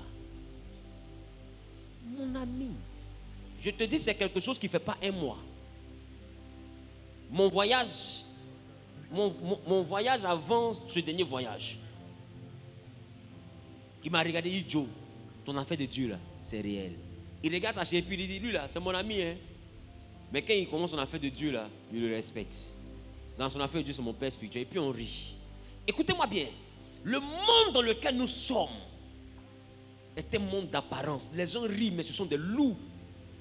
Vous n'avez aucune idée de qui vous appelez camarades. Vous n'avez aucune idée de qui vous appelez mon frère. Tu ne le connais pas en réalité. Tu ne le connais pas. Tu ne le connais pas. Dieu même qui a créé l'homme dit le cœur de l'homme est méchant. Qui peut le connaître? Lui-même qui a créé l'homme, il dit le cœur de l'homme là. Lui-même il a créé l'homme et puis il dit le cœur de l'homme. Qui peut connaître ce cœur? Non, ne pense pas que je parle aux autres. Je te parle à toi. Tu ne sais pas avec qui tu marches. Tu sais ni qui tu appelles mon frère. Tu sais ni qui tu appelles mon meilleur ami. Tu sais même pas qui tu es en train d'appeler mon chéri. Même ton chéri, tu ne sais pas qui il est. Tu ne sais pas. Je parle à quelqu'un. Donc, il est important que tu comprennes ce genre de choses. Alors, si tu as pratiqué des choses, ou si tu as eu des contacts avec quelqu'un qui a des choses bizarres, et tu sens que depuis cette relation-là, tout s'est obscurci autour de toi. Votre problème, c'est que vous n'observez pas ce qui se passe dans votre vie. Vous n'observez pas les courbes des événements de votre vie. Normalement, quand quelqu'un rentre dans ta vie, tu dois être capable de regarder à quel niveau tu étais, à quel niveau tu pars ou à quel niveau tu descends. Qui comprend ce que je vous dis? Donc tu dois être capable d'observer. Mais vous n'observez pas, vous êtes guidé que par l'amour, le sentiment. Écoute-moi bien, l'amour qui est le sentiment est un danger. La Bible dit que cet amour-là, il est fort comme la mort. Ne rêvez pas l'amour avant qu'il dort, avant qu'il ne veuille, parce que l'amour est fort comme la mort. Votre problème, c'est que vous pensez que l'amour c'est un jeu. L'amour rend aveugle. Donc quand il y a l'amour, tu peux voir un diable et l'appeler ange. Tout le monde va te dire attention. Tu ne vas pas entendre. Il y a cailloux dans tes oreilles. Je parle à quelqu'un. Je parle à quelqu'un. Donc, ne vous laissez pas entraîner par les sentiments. L'amour qui te fait perdre la raison est un envoûtement. Parce que l'amour et la raison doivent aller ensemble. Un amour équilibré ne te fait pas perdre la raison. Un amour équilibré te fait raisonner. Je le veux, je la veux, mais à quel prix? Quand je suis avec lui, comment mon surnaturel se présente? Comment je suis dans ma vie? Depuis que je l'ai rencontré, à quel niveau je vais? Si je suis en train de descendre, que je ne monte pas, il y a un problème. Il faut que j'essaie de comprendre le problème. On ne marche pas pour marcher. Je parle à quelqu'un. Donc tu vas écrire un numéro de téléphone. Et puis moi je vais travailler avec toi. Je vais te dire comment est-ce qu'on va y aller. C'est bon? C'est bon? Demain on a la veillée. Ne rate pas. Alléluia.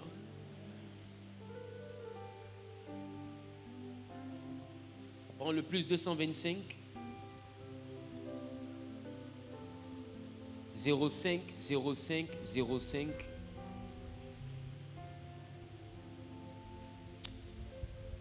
77 64. Plus 225 05 05 05 77 64. Et homme de Dieu,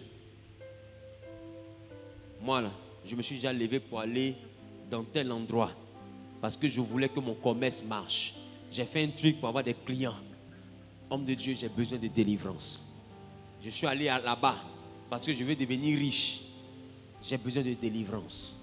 Je suis allé ici, ou bien je marche avec telle personne ici, ou bien j'ai remarqué telle chose ici. Et depuis ça là, tout est gâteau autour de moi. Je sens que j'ai besoin de délivrance. Je marchais avec quelqu'un qui était dans une dimension de sorcellerie compliquée. Et ma vie, je ne me retrouve pas. On n'est plus ensemble, mais je ne me retrouve pas. J'ai besoin de délivrance. Tu peux être victime d'un ensorcellement. Et on va t'aider à prier. Je parle à quelqu'un. C'est bon? Que Dieu te bénisse. Ton nom est Jéhovah. Ton nom est Elohim. Et au son de ta voix, tout genou fléchit. Au son de ta voix, toute langue confesse que tu es le Dieu qui garde l'alliance. Il n'y a point d'autre que toi, Dieu qui garde l'alliance. Il n'y a point d'autre que toi, Alpha Oméga. Alpha Oméga. Il n'y a point d'autre. Il n'y a point d'autre que toi, Dieu qui garde l'alliance. Dieu qui garde l'alliance. Il n'y a point d'autre. Il n'y a point d'autre que toi, Alpha Oméga. Alpha Oméga. Il n'y a point d'autre. Il n'y a point d'autre que toi. Tu mérites la gloire et tout honneur. Je lève ma voix pour t'adorer et je bénis ton Saint-Nom. Tu mérites la gloire et tout honneur. J'élève les mains pour t'adorer et je bénis ton Saint-Nom. Car tu es grand, tu fais de si grands miracles. Il n'y a personne, Il n'y a personne comme toi. il n'y a personne. Il n'y a personne comme Tu es grand, Tu es grand. tu fais de grands Tu miracles. fais de si grands miracles. Il n'y a Il n'y a personne, personne comme toi. il n'y a personne. Il n'y a personne comme toi. Amen. On a traité 2 points aujourd'hui. Le domaine professionnel et le domaine de la prospérité.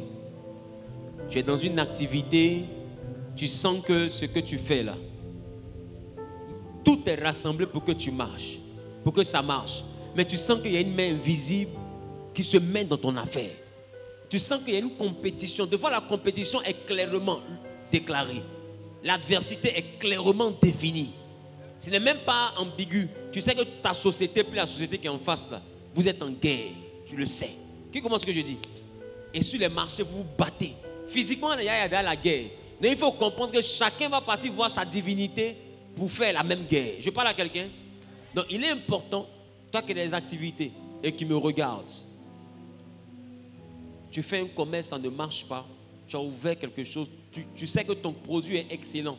Ton travail est excellent. Mais tu n'arrives toujours pas à exceller. Il y a peut-être un ensorcellement quelque part. Tu as besoin de délivrance. Et dans le deuxième cas, tu as marché avec quelqu'un, ou bien tu as été avec quelqu'un, ou bien toi-même tu es allé faire des pratiques pour que ton commerce marche, ou même pour être prospère. Et il y a des esprits qui sont invités dans ta vie. Prospérité que tu voulais là, tu n'as pas eu. Ou bien tu as eu, mais aujourd'hui, l'argent est fini, il y a les retombées. Tu sais que tu as fait des choses le passé pour avoir l'argent facile. L'argent est venu. Maintenant, tu n'as rien fait de l'argent là. Et puis maintenant, tu sens qu'il y a un rembat. Parce que laisse-moi te dire, Satan t'a donné 1000 francs, il va t'encaisser 10 millions. Je parle à quelqu'un. Donc, il ne faut pas penser que non, j'ai fini, je suis venu ici maintenant et puis tout est fini. Non, il faut la délivrance. Je parle à quelqu'un. Je parle à quelqu'un. Donc, tu vas écrire simplement sur les 2 cas de figure. Tu vas écrire au plus 225. C'est un WhatsApp 05 05 05 77 64. C'est le numéro affiché à l'écran. Et puis ensemble, on va prier, on va avoir les orientations pour que tu puisses avoir la délivrance. Alléluia. Et que l'Éternel t'exauce dans ton domaine professionnel, que l'Éternel t'exauce dans tes finances, et que la prospérité qu'il y avait dans ton âme, que l'ennemi avait volé, soit rétablie au nom de Jésus. Que le bonheur et la grâce s'attachent à ta vie au nom de Jésus. Quiconque a dit Amen bien est propriétaire. Quiconque a dit Amen fort est propriétaire. Alléluia. Alléluia.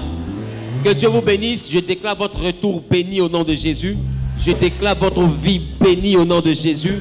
Je déclare votre nuit bénie au nom de Jésus. Je déclare votre jeûne de demain béni au nom de Jésus. Que la paix et la grâce soient avec vous au nom de... Rendez-vous demain à partir de 21h. Que Dieu vous bénisse. Donc demain à partir de 21h, on va commencer par un temps très fort de prière avant que je ne prenne la parole. Donc arrange-toi pour être à l'heure. Que Dieu te bénisse en ensemble. Fais-moi un bisou quand même.